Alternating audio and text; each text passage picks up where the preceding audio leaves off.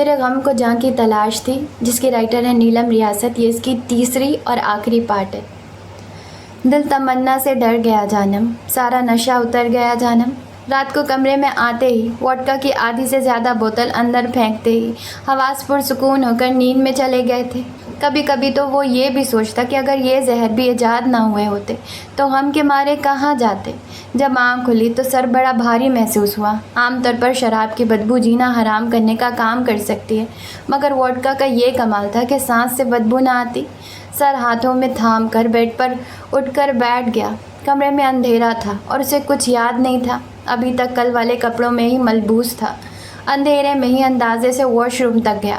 پورا آدھا گھنٹہ سر میں کھلا پانی ڈالنے کے بعد طبیعت پر اچھا تاثر پڑا تھا. باتھ روم گاؤن اور سلیپرز پہنے برآمد ہوا. ایک تولیے سے بال رگڑتے ہوئے اپنے فون سے وقت دیکھا. صبح کے 3:45 ہو رہے تھے. وہیں سے ڈریسنگ روم میں آیا. لباس پہننے کے بعد باوضو ہو کر نماز ادا کی، اپنے ماں باپ کے لیے خصوصی دعا کرتے ہوئے. آج بھی ہمیشہ کی طرح آنکھیں بھیگ گئی. کمرے میں واپس آ کر مین لائٹ جلائی تو سیدھی نظر صوفے پر گئی. پہلے تو حیرت سے قدم زمین سے چمٹ کر رہ گئے، پھر ماتھے پر تیوری آئی. صوفے پر پڑی عرفہ کو دیکھتے ہی کل کے سارے واقعات ذہن میں ایک دفعہ پھر زندہ ہو گئے. یہ لڑکی اس کے نروز پر چھا رہی تھی. جیسے کل ثانیہ والی صورتحال کو حل کیا. وہ قابل تعریف تو تھا، مگر جو رات اس کے کمرے میں آنے والی حرکت کی وہ جہان داد کی نظر میں درست نہ تھی. ایویں منہ اٹھا کر کسی مرد کے کمرے میں چل دینا انتہا درجے کی بے وقوفی کے علاوہ کچھ نہیں ہے. اپنے اندر ہی کہیں سے آواز آئی، ہاں اگر وہ مرد اپنا شوہر ہو تو سب جائز نہیں. یہ شوہر بیوی یا چوہے بلے والا کھیل میں نہیں کھیل سکتا. آج کا دن نکل جائے گا، آگے مستقل حل نکل آئے گا. آخر پیسہ لے چکی ہے. پر ایک بات میری سمجھ سے باہر ہے، مجتبیٰ چچا کے ساتھ اس کا کیا لین دین ہے؟ ان کا رویہ اس کے ساتھ ایسا ہے جیسے اس کو پہلے سے جانتے ہیں. سمجھ سے باہر ہے. ہو کیا رہا ہے؟ یہ لڑکی وہ مثال سچ کر رہی ہے. کیا آپ مجھے بیٹھنے کی اجازت دیں؟ لیٹنے کی جگہ میں خود بنا لوں گی. پرسوں تک میری زندگی میں دور دور تک اس کی سوچ گنجائش کچھ نہ تھا، اور آج جگہ بنا رہی ہے. جڑیں بڑی تیزی سے پھیلا رہی ہے. چلتا ہوا اس کے سر پر آیا، تم جس کسی مشن پر ہو پتہ تو لگ ہی جانا ہے. چلو دیکھتے ہیں ڈرامے کا ڈراپ سین کیا ہوتا ہے. اس کے اوپر کمبل ڈال کر خود باہر نکل آیا. مائی سریا باہر ہال میں ہی جائے نماز بچھائے اپنی حاضری دینے میں مشغول تھی. یہ اس کا 1000 دفعہ کا دیکھا منظر تھا، مگر ہر دفعہ دل میں عجیب سا سرور اترتا. کسی اور کی یاد تازہ ہوتی تھی. کچن سے اپنے لیے کافی کا بڑا سا مگ بنا کر لان میں نکل آیا، جہاں ہلکی ہلکی پو پھوٹنے کے ساتھ چڑیوں کا شور. گھروں میں سب افراد کے ابھی مہوئے خواب ہونے کی وجہ سے فضا میں خاموشی کا راج تھا. وہیں گراج کی سیڑھیوں پر بیٹھ کر کافی کا کپ ختم کیا. تھوڑی دیر بعد معمول کی طرح مائی سریا اس کے ٹریزر اور ہیڈ سیٹ سمیت MP3 پلیئر لا کر اس کے قریب رکھ کر کافی کا خالی کپ اٹھا لے گئی. سلیپرز اتار کر ایک طرف رکھے، ٹریزر پہن کر چہل قدمی کرتا کانوں میں ہیڈ سیٹ لگا کر گیٹ سے باہر نکل گیا. تیز میوزک 2 گز دور کھڑے انسان کو بھی صاف سنائی دیتا. 2-3 منٹ تک تیز تیز قدم اٹھانے کے بعد دوڑنا شروع ہو گیا. پورے 30 منٹ بعد اپنے سارے علاقے کا ایک بڑا سا راؤنڈ لگا کر واپس آیا تو ٹی شرٹ پسینے سے بھیگی ہوئی تھی اور سانس بری طرح پھول رہی تھی. کمرے کے دروازے سے داخل ہونے سے پہلے ہی شرٹ کو کھینچ کر اتارنے کے بعد ہاتھ سے گولا بنا کر بیڈ پر پھینکا. ساتھ ہی ہیڈ سیٹ اور MP3 پلیئر گیا. اس کا رخ ڈریسنگ روم کی جانب تھا جب اپنے پیچھے ہونے والی سرگوشی نے یاد دلوایا کہ وہ کسی کی موجودگی کو فراموش کر گیا تھا. ایک جج اتنا صبح خیز ہے، اتنا ایکٹیو لائف سٹائل لیڈ کر رہا ہے، پھر اس کے باوجود جج کیوں ہے؟ کمبل اتار کر صوفے سے اٹھی. جہان داد کی اس کی جانب پش تھی، جو کچھ عرفہ کی پھٹی آنکھوں نے دیکھا.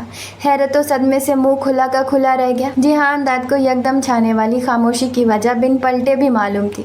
تیزی سے واش روم میں بند ہو گیا. کتنی دیر تک بند دروازے سے سر ٹکا کر اذیت سے آنکھیں میچ کر لمبے لمبے سانس بھرتا رہا. باہر کھڑی عرفہ مرے ہوئے قدموں سے چلتی ہوئی وہاں سے نکل کر اپنے کمرے میں چلے گئی. اس وقت ذہن کی سلیٹ پر ہزاروں سوال اٹھے تھے جن کا جواب زندگی سے شاید ہی ملتا. دل کو ایک بات کہہ سنائی ہے، ساری دنیا فقط کہانی ہے. کریم رنگ کے فل سلیوز والی میکسی جس کے گلے اور بازوؤں پہ سیم رنگ کا کام تھا، مگر نیچے گھیر پر سارا بارڈر سکن رنگ کے دبکے اور نگوں کا تھا. دوپٹہ سارا کھلا ہوا آتشی سرخ شیڈ میں تھا، مگر دوپٹے کے چاروں اور سکن رنگ کا بارڈر تھا. اسی طرح کوہنی سے نیچے بازو اور میکسی کے نیچے لہنگے کا رنگ بھی آتشی سی شیڈ مرتا سرخ ہی تھا۔ میکسی کی شیپ فگر کے مطابق بالکل سلم فٹ تھی، برائڈل میک اپ کے ساتھ ریڈ لپسٹک، بال بالکل بھی نظر نہیں آ رہے تھے۔ دوپٹے کا ایک پلو سر پہ تھا، دوسرا آگے کی جانب لڑکا کر دائیں نازوں پر لپٹا ہوا تھا۔ دایاں کان تو نظر نہیں آ رہا تھا، بائیں کان میں بڑے سرخ نگوں والے وائٹ گولڈ کے بوندے تھے جن کے ساتھ گہی سیٹ اور ماتھے کا ٹیکا تھا۔ اتنے ہار سنگھار کے باوجود بھی وہ اس وقت پورے غصے سے بھری بیٹھی تھی۔ رفاقت، اس کا فون کیوں بند جا رہا ہے؟ میں خود ٹرائی کر رہا ہوں جی، آفس جا کر پتہ کرتا ہوں۔ آخری اطلاع کے مطابق وہ ادھر ہی دے کے گئے ہیں۔ نہیں، تم نہیں جاؤ، میں خود جاتی ہوں۔ وہ لہنگا سنبھالتی ہوئی اپنی جگہ سے اٹھی۔ آپ اس طرح، میرا مطلب ہے کہ آپ کے لیے جانا مشکل ہوگا۔ میں جاتا ہوں، فکر نہ کریں، ان کو لے کر ہی آؤں گا۔ میں نے کہا نا کہ خود جاؤں گی، بات ختم۔ تم ہوٹل چلے جاؤ، اگر وہ ملا یا نہ میں سیدھی ادھر ہی آؤں گی۔ اتنی دیر میرے مہمانوں کا خاص خیال کرنا۔ رفاقت کندھے اچکا کر رہ گیا۔ چھوٹے چھوٹے قدم اٹھاتی ہوئی گاڑی تک آئی۔ ڈرائیور نے اسے دیکھتے ہی پچھلا دروازہ کھول دیا۔ اس کے بیٹھنے کے بعد احتیاط سے دروازہ بند کرنے کے بعد ڈرائیونگ سیٹ پر آ گیا۔ اپنے صاحب کے آفس چلو۔ 15 منٹ بعد گاڑی آفس کے باہر تھی۔ اس نے شیشہ نیچے گرا کر چوکیدار کو مخاطب کیا۔ کیا جہان داد آفس میں ہے؟ ہاں جی، سارا سٹاف جا چکا ہے، پر صاحب اندر ہی ہیں۔ اس نے ڈرائیور کو اشارہ کیا، گاڑی آگے لے جائے۔ سیڑھیاں چڑھنا تو عذاب ثابت ہوا۔ اس نے لفٹ کا سہارا لیا۔ مطلوبہ فلور پر پہنچی تو جہان داد کی پی ایس مارا اس کو دلہن کے روپ میں دیکھ کر خوشی سے اچھل پڑی۔ او مائی گاڈ، ہاؤ رومانٹک! آپ سر کو لینے آئی ہیں؟ اس کا مطلب ہوا کہ وہ اندر بیٹھا ہوا ہے، اس کو تو میں دیکھ لیتی ہوں۔ تم بتاؤ، تم کیوں نہیں گئی ہو؟ میم، میں تو مر کر بھی ایسا موقع مس نہ کرتی، پر سر نے چھٹی دینے سے منع کر دیا ہے۔ باقی کے سٹاف پر بھی غصہ ہے۔ تمہارے سڑے ہوئے سر کی ایسی کی تیسی! میں کہہ رہی ہوں ابھی کے ابھی فوراً نکلو۔ نیچے ڈرائیور کھڑا ہے، اس کے ساتھ چلے جاؤ۔ میں بھی اپنی زوجہ کو منا کر آتی ہوں۔ اسمارا فلک شگاف کہا لگاتی ہوئی ڈیسک سے اپنا بیگ پکڑ کر بھاگ گئی۔ کپ فولڈ کیے ہوئے تھے، لیپ ٹاپ پر تیزی سے چلتی انگلیاں مطلوبہ ای میلز ٹائپ کرنے میں مصروف تھی۔ دروازہ بغیر نوک کیے کھلا، جس پر اس نے نظر اٹھا کر دیکھا۔ ہاتھ تھم گئے، نظر ادھر دروازے کے پاس ہی رک گئی۔ ایک ہاتھ میں اپنا ہیل والا جوتا پکڑے، دوسرے ہاتھ میں بھاری لہنگا تھامے سامنے سوالیہ نشان بنی کھڑی تھی۔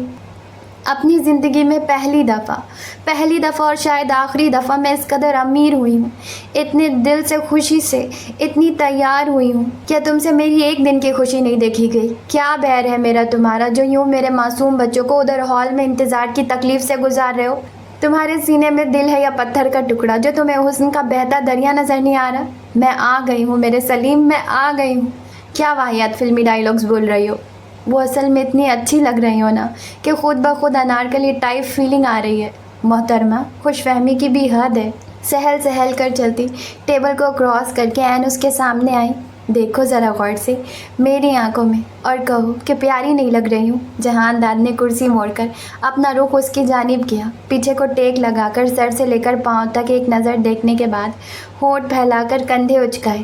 چلو بھائی، مان لیا، پیاری لگ رہی ہو۔ ساتھ ہی واپس اپنی سابقہ حالت میں چلا گیا۔ صدقے جاؤں، اتنی جلدی ہار گئے ہو؟ میں چونکہ تمہارے ساتھ کسی قسم کا کھیل نہیں کھیل رہا ہوں، اس لیے ہار جیت کا سوال ہی پیدا نہیں ہوتا۔ یہ بتاؤ یہاں کیوں آئی ہو؟ پہلے ہی میرے سارے سٹاف کو مدعو کر کے تم نے میرا اچھا خاصا نقصان کروایا ہے۔ ولیمہ تمہارا تھا، ان لوگوں کا وہاں کیا کام بنتا ہے؟ بدقسمتی سے میرا ولیمہ تمہارے سٹاف کے باس کے ساتھ ہے۔ تم یہ سب ڈرامہ کیوں کر رہے ہو؟ میرا ایک سیدھا سا کوئی 2-4 مہینے کا پلان ہے۔ جیسے ہی تمہاری اس چڑیل چاچی کو ہارٹ اٹیک آتا ہے، میں تمہاری زندگی سے نکل جاؤں گی۔ اللہ اللہ، خیر صلاح۔ وہ بولا کچھ نہیں، بس اپنے سامنے والا دراز کھول کر ایک کاغذ نکال کر اس کے سامنے میز پر ڈالنے کے بعد اس کی جانب پین بڑھانے کے بعد بولا، اگر ایسی بات ہے تو کرو ان طلاق کے پیپرز پر سائن۔ یہ طلاق کے کاغذات ہیں، کس نے بنوائے اور کب؟ ظاہری بات ہے کہ میں نے ہی بنوائے ہیں۔ کب، کیوں، کیسے؟ سارے سوال فضول ہیں۔ سیدھی سی بات ہے، مجھے یہ ثبوت مل جائے کہ تم جلد ہی میری جان چھوڑ دو گی، میں بخوشی تمہارے پارٹی میں شریک ہو جاتا ہوں۔ اگر نہیں تو باہر کے راستے سے تم واقف ہی ہو۔ کچھ پل وہ اس کو تولتی ہوئی نظروں سے دیکھتی رہی، پھر بولی، یہ تم ہمیشہ سے ہی اتنے کمینے ہو، یہ کہ مجھ سے ملنے کے بعد ہوئے ہو؟ ہاں بھی اور نہ بھی، شرط رکھ کر بات کرنا تم سے سیکھا ہے۔ پھر مانتے ہو نا مجھے اپنا استاد؟ اسی بات پر 2 تالی۔ जोर से उसके सामने हथेली फैलाकर मुंतज़िर हुई। जहानदाद ने मसनूई मुस्कुराहट दिखाते हुए अपनी 2 उंगलियां उसके हाथ से हल्का सा मस की। तौबा है भाई, तुम तो हद से ज़्यादा डरपोक हो। अच्छा लाओ 2 पेन। उसने साइन किए। जहानदाद ने पेपर एक दफ़ा पढ़ा, वापस दराज में डालने के बाद उसकी जानिब देखा। एक अहम सवाल, मेरी चाची के तुम खिलाफ हो, चाचू के साथ इतनी दोस्ती कैसे? वजह? कुछ ज़्यादा जल्दी ही होश नहीं आ गया? इतने मुनासिब वक्त पर सवाल पूछ रहे हो। उधर मेहमानों से भरा हॉल भूख के मारे हमारे पुरखों को कोस रहा होगा, इसलिए ये इंटरव्यू किसी और मौके के लिए उठा रखो। अभी फ़ौरन निकलो, वरना कहीं मुझे तुम्हें अगवा ही ना करना पड़ जाए। वो गाड़ी खुद चलाकर उसके हमरा हॉल पहुंचा तो एक तरह का झटका ही लगा। इतना बड़ा हॉल लोगों से खचाखच भरा हुआ था। जहां उसके ऑफिस का सारा स्टाफ था, वहां लातादाद ऐसे चेहरे थे जिन्हें वो आज से पहले कभी नहीं मिला था। तमाम शो को होस्ट फाइजा कर रही थी। सारे हॉल में गोल मेज़ लगाए गए हुए थे। हर मेज़ के इर्द गिर्द 8 कुर्सियाँ थीं। सारी डेकोरेशन क्रीम और सुर्ख गुलाब से की गई हुई थी, मगर काबिल तवज्जो म्यूज़िक सिस्टम था जिसके पीछे डीजे की शक्ल में एक 18-19 साला लड़की खड़ी थी। उस सारे में अगर मज़े के तासरात किसी के चेहरे पर नज़र आ रहे थे तो वो फिरदौस मुज्तबा थी, जिनको इतने लोग देख कर ही मतली हो रही थी। ऊपर से सब थे भी 3rd क्लास, गरीब गुरबा। वो जहानदाद के हमरा स्टेज पर आई तो फाइज़ा ने माइक उसके हवाले किया। अस्सलाम वालेकुम, good evening and a very warm welcome to you all. हमारी तरफ से आप सब लोगों का शुक्रिया जो आज यहाँ तशरीफ़ लाएं। हमारे दरमियान इस वक्त ऐसी हस्तियाँ भी मौजूद हैं कि जिनको यहाँ देखकर मुझे जिस कदर खुशी हुई है इसका इज़हार लफ्ज़ों में मुमकिन नहीं। फ़िक्र न करें, मैं कोई बहुत लंबी चौड़ी तकरीर करके आप सबको हरगिज़ भी बोर नहीं करने आई हूँ। बस थोड़ा सा तारुफ देना चाहती हूँ। मैं अरफ़ा हूँ। अगर आप आज से 2 दिन पहले मुझसे कहते कि कौन अरफ़ा, तो मेरा जवाब होता अरफ़ा, अरफ़ा, गुमनाम अरफ़ा, बेनाम व निशान अरफ़ा। और ये सब कहते, ये बताते हुए मुझे कोई शर्मिंदगी ना होती, कोई दुख ना होता, क्योंकि मैं उन लोगों में से नहीं हूँ जो अपनी महरूमियों को अपनी कमज़ोरी बताते या समझते हैं, बल्कि मैं उससे उलट करती हूँ। सारी ज़िंदगी उसके उलट करती आई हूँ। मैं अपनी महरूमियों पर बंद दरवाजे के पीछे तकिए में मुँह छुपाकर रोने वालों में से नहीं हूँ, बल्कि भरे मजमे में अपने आप पर हंस कर ख़ुद को उठाने वालों में से हूँ। पर यह सब कल की बात थी। आज मैं बड़े फ़ख्र से कह सकती हूँ, मैं बग़ैर हवाले वाली अरफ़ा नहीं। आज मैं बड़े फ़ख्र से कह सकती हूँ, मैं बग़ैर हवाले वाली अरफ़ा नहीं रही। आज मैं अरफ़ा जहानदाद हूँ। यह शख्स जो आपके सामने बैठा हुआ है ना, आज बालों में हेयर कैचर है मगर आमतौर पर पोनी पहनता है। आंखों पर चश्मा मैं ख़ुद भी लगाती हूँ मगर इसके चश्मे का नंबर मेरे से बड़ा है। आज सुबह मैंने लगाकर चेक किया था। देखने में यह शख्स लबड़ सा ही लगता है मगर यकीन माने इसका दिल बड़ा खूबसूरत है। यह मुझे ऐवे ही मिल गया। मेरी उस्तानी एक बात कहा करती थी कि ज़िंदगी में इंसान को मौके तो शायद कई मिल जाएं, पर अच्छे लोग खुशकिस्मती से कभी कभार ही मिलते हैं। अगर मिल जाए तो उन्हें छप्पी डालकर पकड़ लो, जाने ना दो। मैंने भी यही किया है। असल में मुझे ये आदमी एक टास्क की सूरत में पेश किया गया था, मेरे ज़िम्मे लगाया गया था कि मुझे इसको भरी महफिल में इल्ज़ाम लगाकर बदनाम करना है। इतना कि ये ख़ुद अपनी नज़रों के साथ साथ कुछ और लोगों की नज़रों में भी गिर जाए। और साथ ये भी कहा गया कि मुझ जैसी मुँह फट बेबाक लड़की के लिए ये काम कोई मसला ही नहीं। जब बहुत ज़्यादा मजबूर किया गया तो मैंने सोचा जो ऐसा करवाना चाहती है वो पार्टी कोई इतनी काबिल एतबार नहीं है, क्यों ना इस आदमी के बारे में ही रिसर्च की जाए। आखिर ऐसा क्या है इसमें जो कोई इसको बर्दाश्त करने से जान छुड़ाना चाहता है। ख्वातीन व हज़रात, 3 साल का बच्चा जिसके वालिद का इंतकाल हुआ, घर में कमाने वाला ना रहा, माँ के पास वाजिबी सी तालीम है जो कि जदीद दौर के हुनर से वाकिफ़ नहीं, डिग्री के बगैर कोई ढंग की नौकरी नहीं। आ जाकर एक ही नौबत आ जाती है कि या तो लोगों के घर में काम करो या कपड़े सियो या फिर सवाली बनकर रिश्तेदारों के दरवाजे खटखटाओ। मगर जब अल्लाह ने खुददारी की दौलत से मालामाल किया हो तो इंसान किसी के आगे हाथ नहीं फैलाता। जब आपकी अपनी फैमिली ने सपोर्ट ना की, शौहर की फैमिली को ये गवारा नहीं है इतने बड़े घर की बहू होकर ये औरत किसी के घर मुलाजमत करे, सास ससुर साथ ले आए और लाकर भूल गए कि एक जीता जागता वजूद है जिसकी अपनी ख्वाहिशात है, कुछ ख्वाब हैं, अपनी औलाद को लेकर कई अरमान होंगे। यहाँ जो बहू ताकतवर थी वो छा गई, जेठानी को नौकरानी बना लिया, दिन रात कोलू के बैल की तरह जोत कर रखा, पहनने को अपना उत्तरन दे दिया जाता, खाने को अपना बचा खुचा। इसी तरह ज़िंदगी के 7 साल गुजरे मगर थका हुआ वजूद हार गया, हमेशा के लिए सुकून की नींद सो गया। उस औरत का बेटा बड़ा हुआ, डट कर तालीम हासिल की और चचा का कारोबार संभाल लिया। ईमानदारी उस इंतहा की एक एक पाई का हिसाब लिखता है। ऑफिस में बदले जाने वाले बल्ब तक का हिसाब कागज़ों में मौजूद है। उसके ऑफिस में जाकर देखें, आपको 99% वहाँ पर औरतें काम करती नज़र आएंगी, जिनमें ज़्यादा तादाद बेवा ख़वातीन की है। उनके बच्चों की तालीम इस अदारे के ज़िम्मे है। तमाम वर्कर्स की फैमिली का मेडिकल फ्री है। पुराने वर्कर्स को अदारा पेंशन भी देता है। इसके अलावा स्किल सेंटर कायम है, जहां पर बच्चियों और बच्चों को उनके फ्री वक्त में शॉर्ट कोर्सेज करवाए जाते हैं, जो कि सब उनकी अमली ज़िंदगी में रोज़गार कमाने में कारआमद साबित होते हैं। मेरे पास बड़ी लंबी लिस्ट है, मगर इस वक्त सिर्फ ये बताना चाहूँगी कि जब मैंने उसके बारे में सब जाना तो सीधी उसके चचा के पास गई। वो उसका वाहिद सच्चा रिश्ता है, सेठ मुज्तबा। वो इस वक्त यहाँ मौजूद हैं। उनसे आप सभी तकरीबन वाकिफ़ हैं। जिहानदाद सिर्फ उन्हीं की सुनता है, क्योंकि उनको अपना बाप मानता है। मैंने मुज्तबा सर के सामने हाथ जोड़कर जिहानदाद को मांगा था। मुझे मेरे अल्फाज याद हैं। मैंने कहा था, सर मेरी ज़िंदगी में कोई काबिल फ़ख्र चीज़ नहीं जो कि मुझे आम लोगों से मुनफरद बनाए, जिस पर मुझे फ़ख्र हो। मैं मेहनत करना जानती हूँ। इंसानी सहारों पर भी मैंने कभी इन्हिसार नहीं किया। आज से पहले मैंने कभी शादी के मुताल्लिक नहीं सोचा था। शादी करनी ही नहीं थी, प्लान का हिस्सा ही ना थी।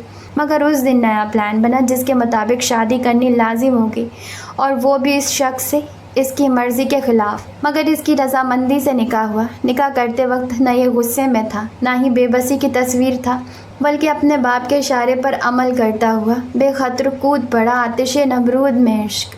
अब ये होश में आने के बाद ऑपरेशन के साइड इफ़ेक्ट से गुज़र रहा है तो सोचता है कि सब अचानक कैसे हो गया। पर डार्लिंग, एक बात तुम्हें याद रखना पड़ेगी, ज़िंदगी में कोई रिवर्स गियर नहीं है, ना ही कोई ऑटोमेटिक बटन। बात काफ़ी लंबी होती जा रही है, इसलिए किस्से को यहाँ छोड़कर आप लोगों का आपस में मुख्तसर तारुफ करवा देती हूँ। यहाँ जिहानदाद का स्टाफ मौजूद है। इसके अलावा इसकी करीबी फैमिली के लोग, मेरी तरफ से मेरे हॉस्टल स्टाफ और तकरीबन 100 से ज़्यादा लड़कियाँ शामिल हैं। इसके अलावा अर्शियाना, जो कि एक यतीम खाना है, वहाँ के सब बच्चे हमारे साथ मौजूद हैं। इनको आप मेरा मैका कह सकते हैं। एंड पर स्ट्रीट स्टार्स के नाम पर चलने वाली चैरिटी के लोग हैं, उनके बच्चे मौजूद हैं, जो फिर मेरा मैका है। हमारे साथ स्पेशल बच्चों की बड़ी तादाद मौजूद है। सब बच्चों से मेरा सॉरी, तुम लोगों को अपनी बातों से इतना बोर किया। अब मज़ीद नहीं करूँगी। खाना सर्व किया जाने लगा है। पहले खाना खाएं, उसके बाद मज़ीद इंटरटेनमेंट का इंतज़ाम है। एक दफ़ा फिर आप सबका शुक्रिया। वो वापस मुड़कर अपनी जगह पर बैठी, जहाँ सोफ़े की एक साइड पर वो विराजमान था। टाई के बगैर क्रीम रंग का फुल डिनर सूट, साथ ब्राउन जूते पहने, टांग पर टांग जमाकर बैठा बिल्कुल सामने देख रहा था।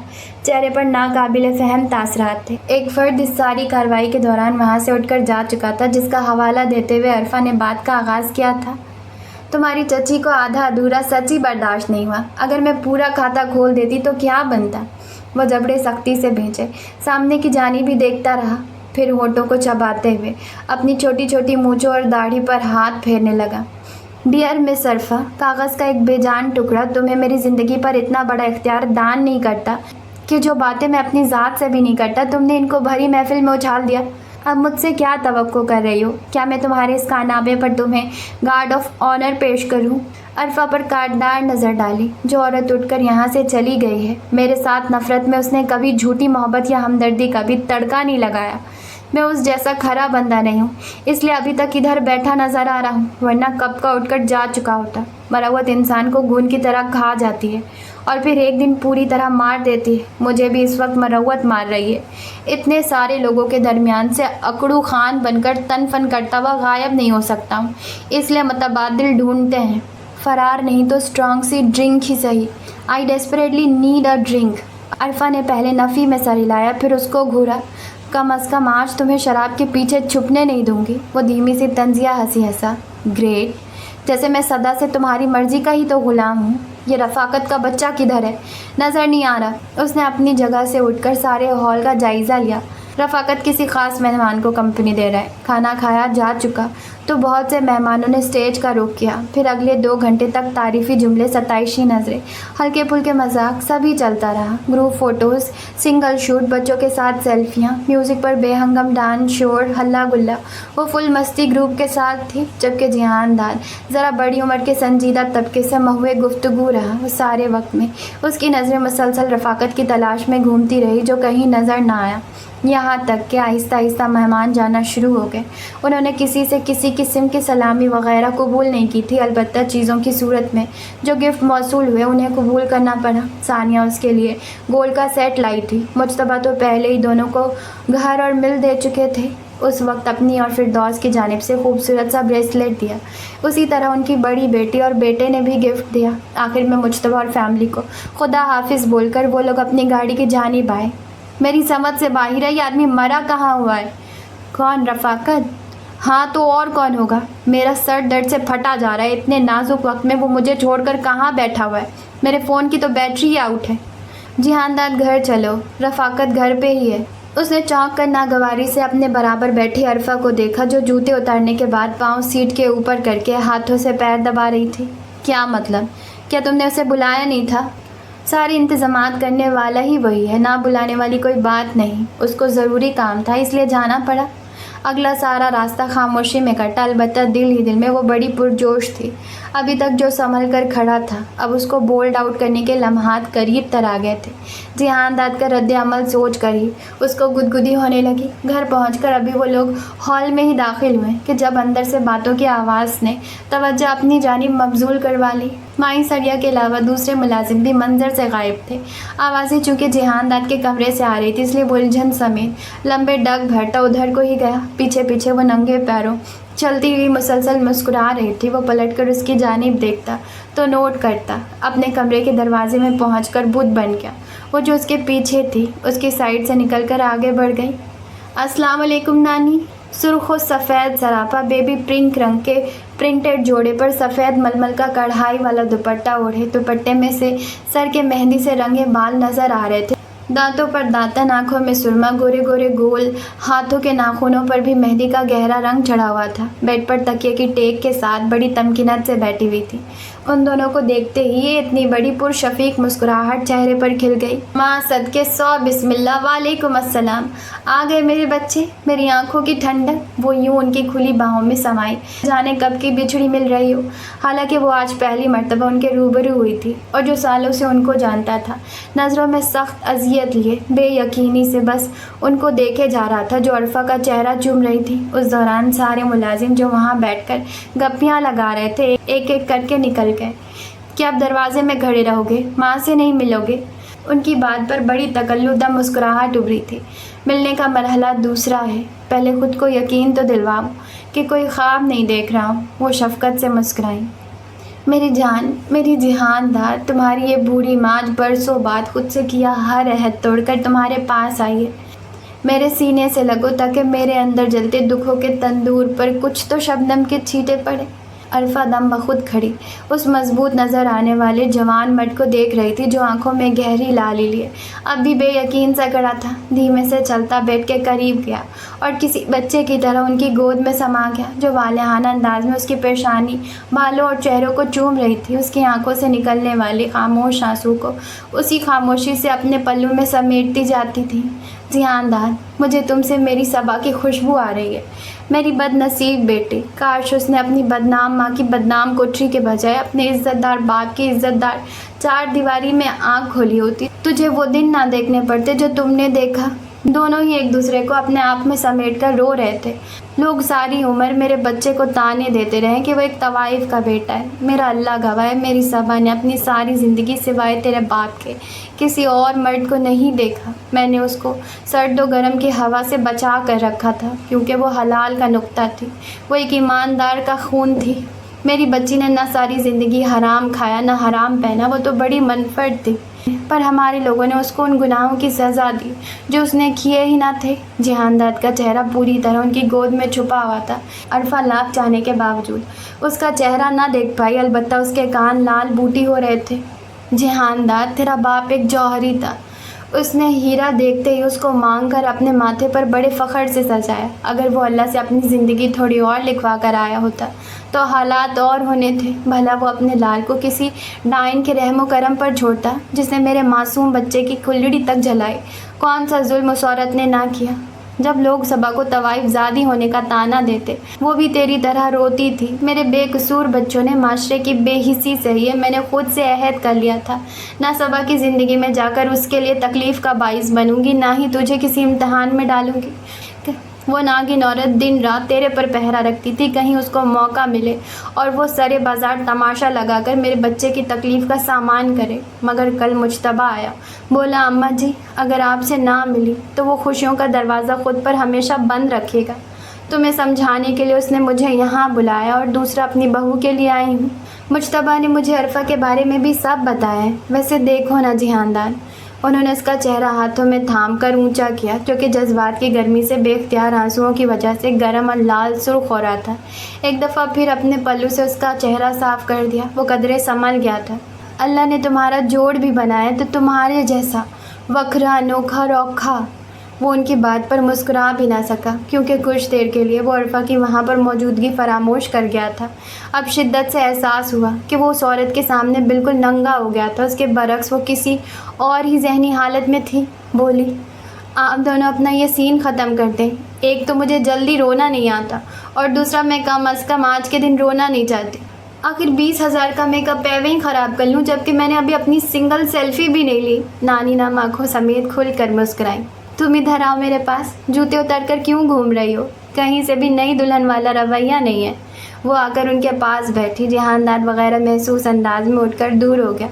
میں نئی دلہن ہوں بھی نہیں، آج تو بس جشن تھا، کامیابی کا جشن، اسی کی تیاری کی تھی۔ نانی کھل کر ہنسی۔ اتنے سالوں سے کہاں گم تھی؟ پہلے کیوں نہیں آئی؟ جانے دینا نانی، پہلے آ کر بھی کیا کرتی؟ آپ کا نواسا نرا سڑو ہے، ڈرپوک آدمی۔ جہاندار نے آنکھیں گھماتے ہوئے نفی میں سر ہلایا۔ اپنی جگہ سے اٹھ رہا تھا جب انہوں نے روک دیا۔ کہاں جا رہے ہو؟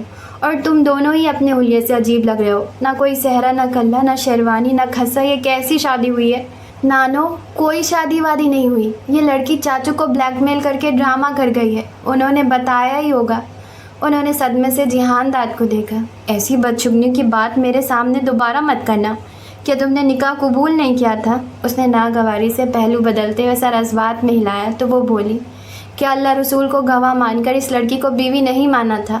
نانو میں جانتا ہوں جو ہوا سب جینوین تھا، مگر میری صورتحال بھی تو سمجھے۔ میں تو خود اندھیرے میں تھا کہ کیا ہو رہا ہے اور کیوں۔ چچا نے حکم دیا، میں نے سر خم کیا۔ جہاندار میرے بچے، جب حکم مان ہی لیا ہے تو اب کیوں گھبرا رہے ہو؟ جاؤ ذرا اپنے رفاقت کو بولو میرا بیگ لا دے، شاید ابھی تک گاڑی میں ہی ہو۔ وہ دروازے سے رفاقت کو آواز دے کر پلٹا۔ آپ آئیں کب کی ہیں اور کون چھوڑ کر گیا ہے؟ میں 8 بجے پہنچی تھی۔ ادھر باجی کا ملازم ایئرپورٹ پر بیٹھا گیا تھا، ادھر آگے رفاقت لینے گیا تھا۔ یہ سب مجھ سے کیوں چھپایا؟ میں خود آپ کو لینے آتا۔ تمہارے اتنے مہمان تھے، انہیں چھوڑ کر میرے لیے آتے اچھا نہیں لگتا۔ وہاں میرا تو کوئی نہیں تھا۔ عرفہ تو تھی۔ اس نے سنجیدہ سی نظر نانی کے پہلو سے لگی بیٹھی لڑکی پر ڈالی، پھر ان کو دیکھتے ہوئے نفی میں سر ہلایا۔ تبھی رفاقت دروازہ بجاتے ہوئے آیا۔ جی سر، جواب جہاندار کے بجائے نانی نے دیا۔ تم کدھر جا بیٹھے ہو؟ ادھر آؤ، پہلے میرا بیگ لاؤ، پھر ان کی تصویریں اتارنا ہے۔ جی اماں، جو حکم۔ آپ کا بیگ ادھر ہی رکھا ہے۔ رفاقت نے بیگ برآمد کر کے ان کے سامنے رکھا۔ انہوں نے بیگ کھولا اور لگی خزانے نکالنے۔ ایک صحرا نکال کر جہاندار کی جانب بڑھایا جو خوفزدہ نظروں سے ان کی شکل دیکھنے لگا۔ پھر ایک سرخ رنگ کا گوٹے والا دوپٹہ نکالا۔ میرے پاس صبا اور مرتضیٰ کی شادی کی یہ چیزیں سنبھالی پڑی تھی، تم دونوں یہ پہن کر ادھر صوفے پر ایک ساتھ بیٹھو۔ ہائے نانی، آپ کا مطلب یہ ہے کہ دوپٹہ میری مرحومہ ساس نے اپنی شادی پر پہنا تھا؟ ہاں۔ ارے واہ، پھر تو میں ضرور پہنوں گی۔ وہ جھٹ دوپٹہ اپنے اوپر ڈال کر کھڑی ہو گئی۔ نانو، مجھے اپنے ماں باپ سے بڑا پیار سہی، مگر میں یہ آئٹم پہن کر اس لڑکی کے ساتھ ہرگز نہیں بیٹھوں گا۔ تمہارے تو اچھے بھی بیٹھیں گے، بڑا آیا نہیں بیٹھوں گا۔ عرفہ نے اس کو موقع دیے بغیر صحرا جھپٹ کر بیڈ پر کھڑے ہو کر زبردستی جہاندار کے سر پر باندھ دیا۔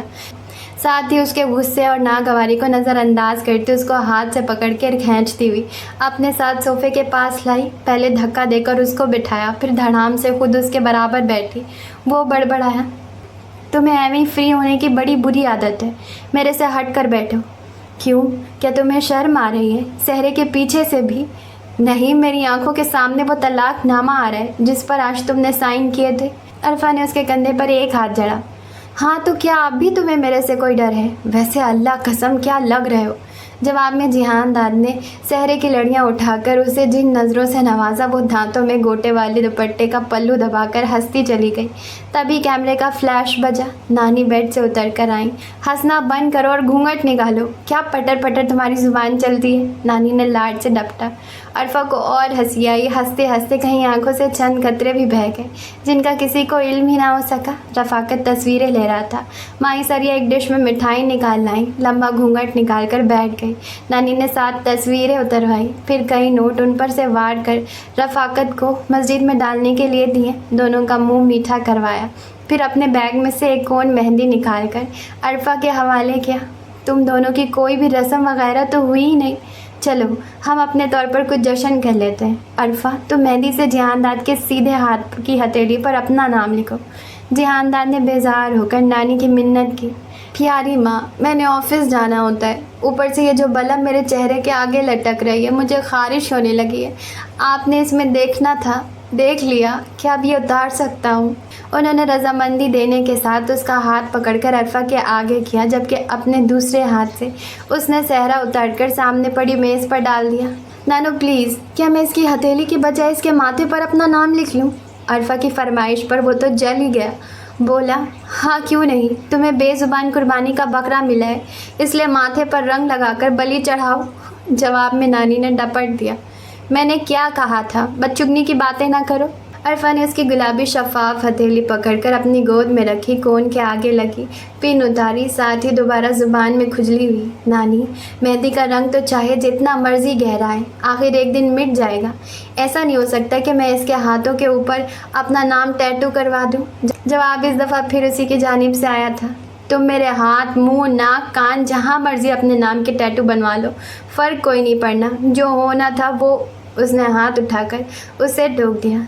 अच्छा, अब अगर मैंने तुम्हारी रिहाई के परवाने पर साइन कर ही दिए हैं तो यूँ ताने मार मार कर मुझे गुस्सा ना दिलवाओ, कहीं मैं अपने साइन वापस ना ले लूँ। जवाब में वो वाकई चुप कर गया।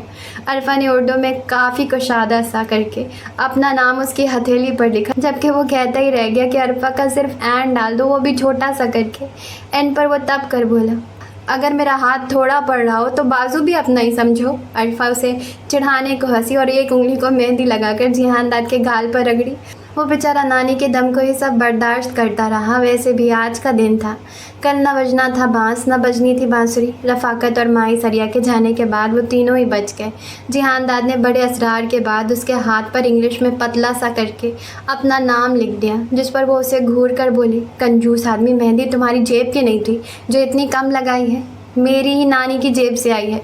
तुम ज़्यादा होशियार न बनो, पहले ही मुझे कंगला कर चुकी हो, अब मेरी नानी पर कब्ज़ा जमाने के इरादे हैं। नानी आप भी सालों तड़पाने के बाद मिली हैं, तो वो भी कैसे वक्त पर। बच्चू जी, अगर आज मैं इधर मौजूद ना होती तो नानो ने भी इधर न आना था। शुक्रिया करो मेरा जो नानो को ले आई।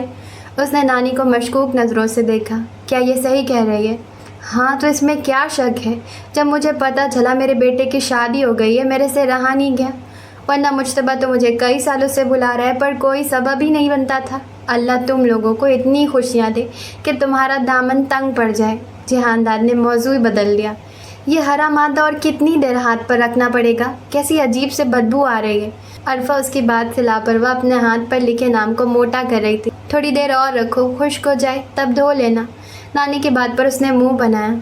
अब कपड़े कैसे बदलूँगा? अगर ये सारी रात ना सूखे तो क्या यूं ही उल्लू बना बैठा रहूं? मेरी ज़िंदगी का बेहतरीन तरीन दिन है, आप मेरे साथ हैं। हमने कई बातें करनी हैं, किस झंझट में लगा दिया है। आप आज इधर मेरे साथ सोएंगी, दोनों माँ बेटा बातें करेंगे। अब मैं आपको कभी वापस भी नहीं जाने दूंगा, चाहे जितने मर्जी बहाने बना लें। माँ सदके, आने वालों को तो जाना ही होता है, और अब तो मुझे तुम्हारी तन्हाई की कोई फ़िक्र भी नहीं रही। पर जितने दिन इधर हूँ, माँ बेटा साथ ही रहेंगे, बल्कि माँ बेटा ही क्यों, मेरी बेटी भी साथ होगी। جی ہاں داد، میں چاہتی ہوں تم اپنی زندگی ویسی بھرپور جیو جیسی زندگی پر تمہاری ماں کا بھی حق تھا، جو اسے نہ مل سکی۔ میں تمہیں بستے دیکھ کر شاید اس کا غم بھول جاؤں۔ عرفہ نے بے اختیار ان کے گلے میں باہیں ڈال دی۔ میں نے کیا کہا تھا؟ مزید کوئی دکھی بات نہیں کرنی؟ ہاں بھول گئی تھی۔ اچھا چلو اپنے بارے میں بتاؤ، بچپن کہاں گزارا اور کیسا وقت تھا؟ ماں باپ کی کبھی کھوج نہیں لگائی کہ کون ہے کہاں ہے؟ وہ مکھی اڑاتے ہوئے شروع ہوئی۔ بچپن آشیانہ میں گزرا، وہاں جو ہماری ماں جی تھی ان کی گود میں چڑھ کر پیار بٹورتے گزرا۔ کوئی ہوتا تب بھی میں کھوج نہ لگاتی، بس اتنا سنا تھا کہ سوال ہسپتال کے ایمرجنسی وارڈ میں لائی گئی ایک زخمی عورت نے سردیوں کے سرد کالی طویل رات میں ایک لڑکی کو جنم دیا۔ اس کے اپنے دماغ میں چوٹ لگی تھی، 2 دن بے ہوشی میں رہنے کے بعد مر گئی۔ ہسپتال والوں نے 3 دن لاش سرد خانے میں رکھ کر ٹی وی اور اخبار میں اشتہار دیا، کوئی والی وارث نہ آیا، بچی آشیانے کے حوالے کر دی گئی، عورت کو لاوارث لکھ کر دفن کر دیا گیا، کہانی ختم۔ نانی نے اس کو بھیج کر پیشانی چومی، جبکہ جہان داد دم بخود بیٹھا اس کی شکل ہی دیکھتا رہ گیا، جس پر اس قدر سکون تھا کہ جیسے وہ خود اپنی نہیں کسی ٹی وی ڈرامے کی کہانی سنا رہی ہو۔ کیا یہ لڑکی اصلی ہے یا کسی اور سیارے کی بھٹکی ہوئی مخلوق؟ اور اگر اصلی ہے تو کیا سوچ کر میری زندگی میں آئی ہے کہ میں اس کی قبولیت کی سن دوں گا؟ کافی دیر ادھر ادھر کی باتوں کے دوران نانی نے اپنے لیے وہیں ایک چارپائی بچھوائی، کیونکہ ان کو بیڈ پر نیند نہ آتی تھی۔ عرفہ بھی ایک دفعہ اوپر کا چکر لگا کر لباس تبدیل کر آئی، اپنے وائٹ بیگی شرٹ کے ساتھ سرخ پٹیالہ شلوار پہنی، سرخ سکارف گلے میں ڈالا۔ وہ واپس اندر آئی ہی تھی کہ وہ جو اپنا سرہانہ سیٹ کر کے لیٹنے لگا تھا چونک کر مڑا۔ تم واپس ادھر کدھر آ رہی ہو؟ زیادہ تھانے دار نہ بنو، اگر نانی ادھر سو رہی ہیں تو میں نے بھی ادھر ہی سونا ہے۔ دوسری صورت میں نانی اٹھیں چلے میرے ساتھ دوسرے کمرے میں سوتے ہیں۔ وہ بھنا ہی گیا۔ او بی بی، یہ میری ماں کی ماں ہے، تم کس سلسلے میں حق جتا رہی ہو؟ اگر یہ تمہاری ماں کی ماں ہے تو یاد رکھو یہ میری مرحومہ ساس کی ماں بھی ہے۔ کون سی ساس؟ کیسی ساس؟ چلو اب شودے لوگوں کی طرح پھر یاد کرواؤ مجھے کہ میں سائن کر چکی ہوں۔ جی درست یاد ہے آپ کو۔ وہ اس کی اگلی بات سنے بغیر ہی وہیں اس کے سرہانے پر دھڑلے سے سر رکھ کر لیٹ گئی، ساتھ ہی مشورہ دیا، تم بیڈ کی دوسری جانب سو جاؤ، نہیں تو وہ صوفہ موجود ہے۔ نانی کی مداخلت نے مسئلہ حل کیا، چونکہ وہ ان کو فی الحال بتا کر کوئی نیا موضوع چھیڑنا نہیں چاہتا تھا، اس لیے دوسری جانب چلا گیا۔ نائٹ بلب کی روشنی میں نانی کی آواز گونجتی جو پرانے قصے کی کہانیاں سنا رہی تھی۔ کہیں رات کے 2-3 بجے جا کر وہ لوگ سوئے ہوں گے۔ اس کا ذہن ابھی پوری طرح سے غنودگی میں نہیں گیا تھا جب اپنے بالوں میں ایک ہاتھ کی نرماہٹ محسوس ہوئی، ساتھ ہی کان کے قریب سرگوشی ہوئی۔ مانتے ہو پھر میں نے سچ کہا تھا نا؟ کیا؟ آنکھیں ابھی بھی بند تھی۔ یہی کہ آج کے دن شراب کے پیچھے چھپنے نہیں دوں گی، اور آج تم پیے بغیر سو رہے ہو۔ وہ دھیرے سے بڑبڑایا، عرفہ جی، اچھا وقت آتے ہی جو انسان اپنا برا وقت بھول جائے وہ بھی کوئی انسان ہے۔ جب تم اپنے کمرے میں گئی تھی میں نے 2 شاٹ پیے۔ کیوں پیتے ہو؟ شوق سے تو نہیں پیتا ہوں۔ وہ کیا خوب کہا ہے، بھاوے توبہ کروں لکھواری نہ منگروں لیندی ہے، جدو آپ پیاوے یار تے پینی پیندی ہے۔ تم یہ جتانا چاہتے ہو کہ تم نے زندگی میں بڑے غم دیکھے ہیں جن کو بھلانے کے لیے پیتے ہو؟ کیا تم میری طرح بے نام و نشان ہو؟ نہیں نا، پھر بھی دیکھ لو میں تم سے بہادر ہوں۔ وہ دھیمے سے ہنسا۔ تمہارے پاس خونی رشتے نہیں تھے، مگر تمہاری شخصیت یہ بات ظاہر کرتی ہے کہ تم نے کبھی اندھیرے نہیں دیکھے، تم روشنیوں کی مسافر رہی ہو۔ خونی رشتے بڑی بری طرح ڈستے ہیں، ان کے دکھ جینے نہیں دیتے۔ کیا تم نے اپنی آنکھوں کے سامنے اپنی ماں کو بے دردی سے ایک چمڑے کے بیلٹ سے پٹتے دیکھا ہے، جب تمہارا ہڈیوں بھرا وجود ایک کونے میں کھڑا بری طرح سے کانپ رہا ہو؟ مار کھا کر گھٹی گھٹی سسکیوں سے بلکنے والی عورت اپنی خون آلود جگہ سے پھٹی قمیض کے ساتھ ساری رات سرد فرش پر بے سدھ پڑی رہے، کوئی ایک گھونٹ پانی بھی اس کے منہ میں ڈالنے نہ آئے، اس کا اپنا بیٹا اسی کونے میں کانپتے کانپتے بھوکا پیاسا سو جائے۔ میں نے یہ سب دیکھا ہے، مجھ پر بیتا ہے۔ یہ ایک رات کی کہانی بتائی ہے، ذرا مجھے گنتی کر کے بتاؤ، 12 سالوں میں کتنی راتیں اور کتنے دن بنتے ہیں؟ میں 3 سال کا تھا جب اس گھر میں گیا تھا، 10 سال 3 مہینے کا تھا جب وہ مجھے چھوڑ گئی تھی۔ میری رگوں میں اس قدر خوف بھر گیا تھا کہ میں اس وقت کی آواز بھی سنتا تو پیشاب نکل جاتا۔ عرفہ اس کے بالوں میں لگا ہیئر کیچر کب کا نکال چکی تھی، مگر انگلیاں ابھی بھی اس کے بالوں میں ہی گھوم رہی تھی۔ تمہارے چچا دادی وغیرہ اس کو ایسا کرنے سے روکتے کیوں نہیں تھے؟ جہان داد نے ہلکا سا گلا صاف کیا۔ مجھے اور امی کو جو کمرہ ملا وہ تیسری منزل پر تھا۔ چچا ملک سے باہر ہوتے تھے، کبھی آتے بھی تو ان کی بیگم ان کو پوری طرح ادھر ادھر مصروف رکھتی تھی۔ دادی اور دادا خود اپنی بہو کے رحم و کرم پر تھے، جو کہ ان کی خاندانی بہو تھی۔ میری ماں ان کے باغی بیٹے کی بیوی، جس کو وہ ماں باپ کی مرضی کے مخالف بیاہ لائے تھے، وہ چاہے جتنی مرضی خدمت کرتی، ان کی تعریف کر کے وہ اپنے اوپر جنت حرام نہیں کر سکتے تھے۔ They were nothing more than خاموش تماشائی۔ میں تمہارے ساتھ یہ ساری گفتگو کیوں کر رہا ہوں؟ کیا تم رات کو سوتے میں کبھی ڈری ہو؟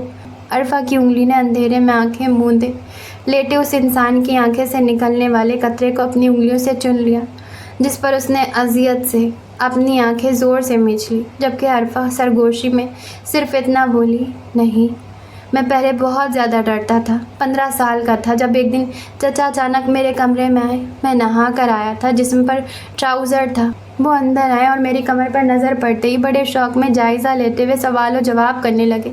وہ بڑی دیر تک صدمے کی حالت میں میرے سامنے نم آنکھوں سے بیٹھے رہے۔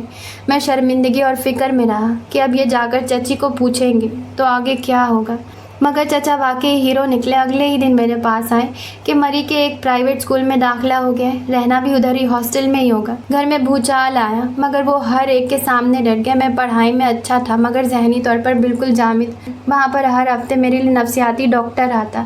چچا نے میری شخصیت کو بچانے میں بڑی محنت کی ہے، میں ان کا احسان مند ہوں۔ اب بس کبھی کبھار مہینوں بعد کوئی برا خواب آ جاتا ہے۔ میں اس گھر میں رہنے کے لیے دوبارہ کبھی نہیں گیا۔ تعلیم مکمل کرنے کے بعد بھی بڑا عرصہ وہاں کے ہاسٹلز میں رہا۔ چچا نے ہی یہ گھر بنوا کر ادھر رہنے کا بولا۔ میری زندگی میں اگر یہ شخص نہ ہوتا تو جانے میں کب کس حالت میں مر کھپ گیا ہوتا۔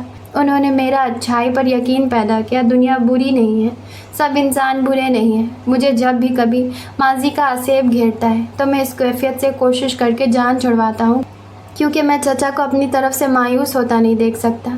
جتنی محنت اس عورت نے مجھ سے نفرت کرنے میں کی، اس سے کہیں بڑھ کر انہوں نے مجھے بچانے میں محنت کی ہے۔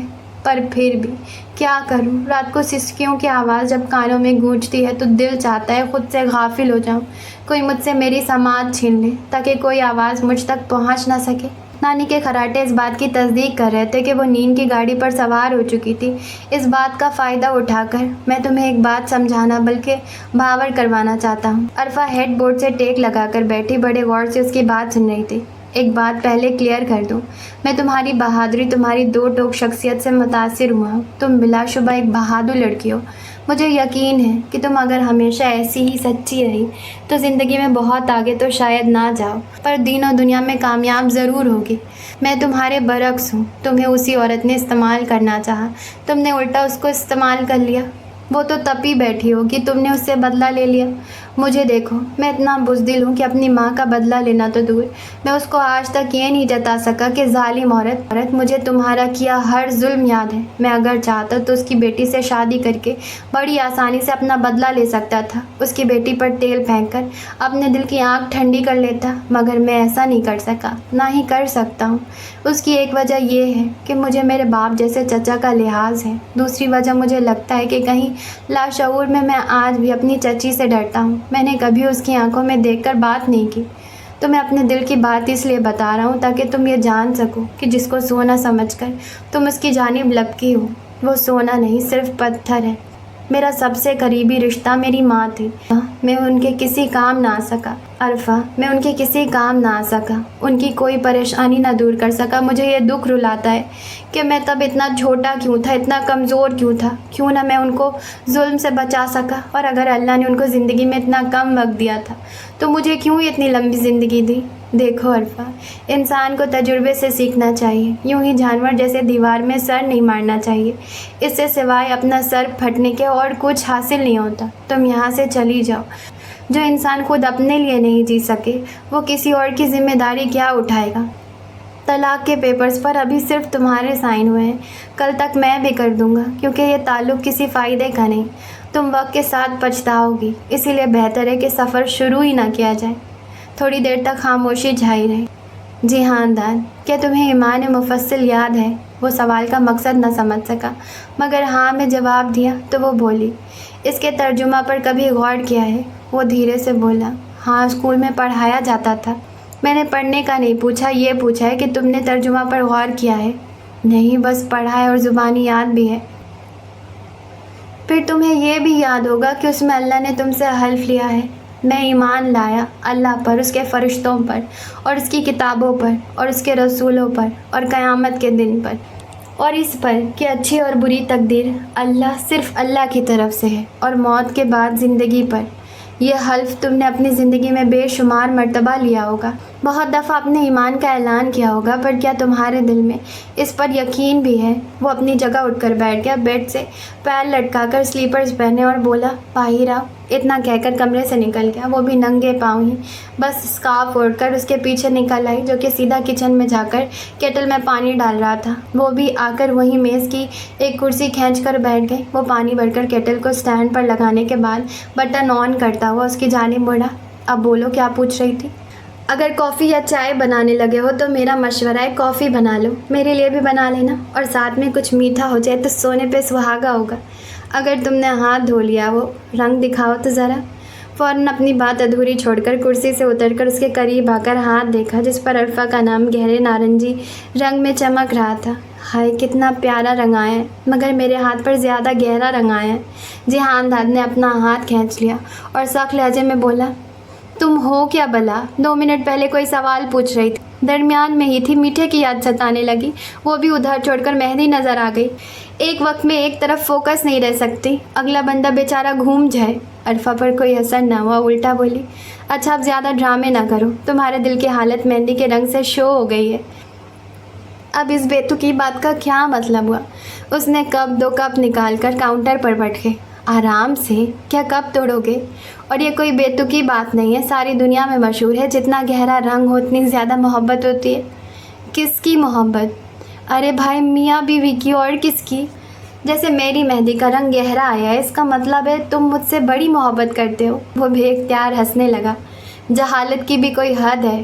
وہ کیٹل، کپ، چینی، کافی اور 1 چمچ لے کر اس کے بالکل سامنے والی کرسی سنبھال گیا۔ جو بات اندر کر رہی تھی وہ کیا تھا؟ عرفہ نے اپنے لیے تھوڑا پانی اور چینی ڈالنے کے بعد آدھا چمچ کافی ڈالی اور پھینٹنے لگی۔ ہاں، وہ میں تمہارے ایمان کا درجہ جاننا چاہ رہی تھی۔ مجھے ایک سوال بڑا تنگ کرتا ہے، جب میں اپنے ارد گرد لوگوں کو اپنی زندگی میں ناخوش دیکھتی ہوں، غمگین دیکھتی ہوں، جو کہ اپنی آخرت کے لیے دکھی نہیں ہوتے، بلکہ ہر غم اور شکوے کا تعلق زندگی سے ہوتا ہے، مثلاً ادھوری خواہشات، مال و دولت کی کمی، حالات، دنیا کے جنجال میں سرخرو ہونے کی فکریں۔ کسی کی شادی میں وہی جوڑا پہننا پڑ گیا جو پہلے کسی اور فنکشن میں پہنا تھا، کسی نے خوبصورتی کی تعریف نہیں کی، کسی کو یہ غم ہے کہ میرے دوست نے اپنے بیٹے کی سالگرہ اتنی دھوم دھام سے کی تھی اور میں ایک کیک بھی نہ لا سکی، تو میرا دل بڑا پریشان ہوتا ہے۔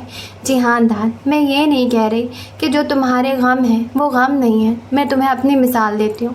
میرے لیے بڑے ہونا کوئی آسان نہیں تھا۔ ہمیشہ اسکول کالج میں جس کو بھی میرے بارے میں پتہ چلا، اس نے بڑی عجیب نظروں سے مجھے سر تا پا پڑھا۔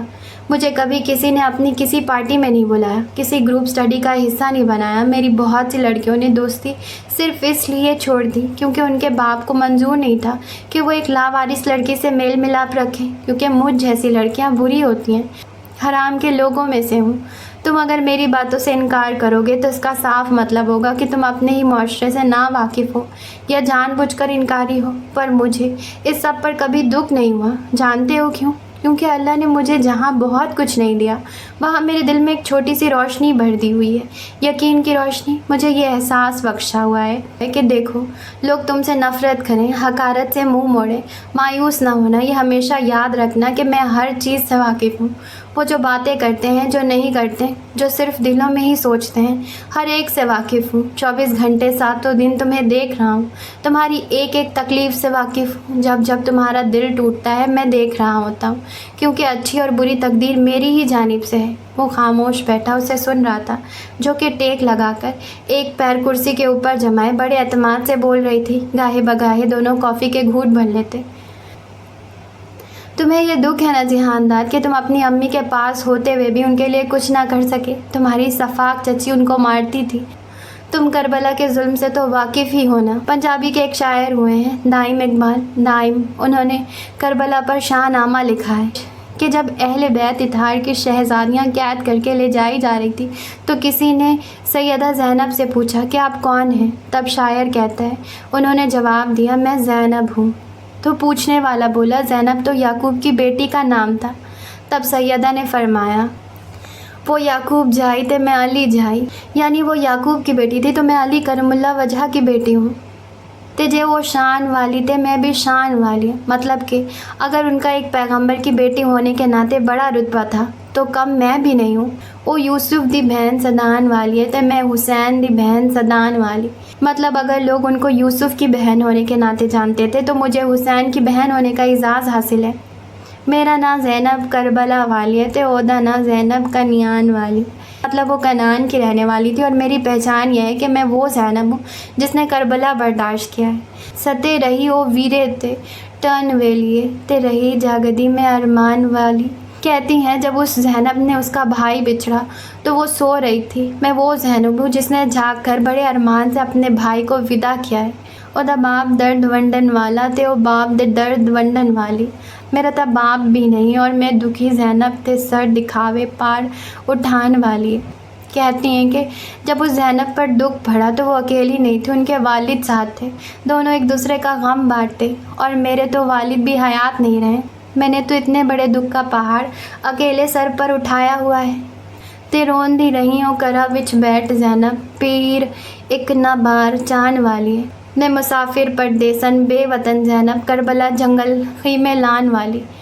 شاعر کہتا ہے کہ وہ زینب اگر بھائی کے غم میں روئی نہ تو اس کے سر پر 4 دیواری تھی، اپنے گھر کے پردے میں رہ کر غم منایا، اور میں ایک مسافر پردیسی بے وطن زینب ہوں جس نے کربلا جیسے اجاڑ میں خیمے لگائے ہیں، نہ سر پر چھت رہا نہ آنچل، او دے ویر بارہ تے سکھاں وچ وسن، او ویکھ ویکھ کے خوشی منان والی ہے، تے میرا لکھا تو دو حسن ایک کو وہ کربل وچ کھون والی ہے۔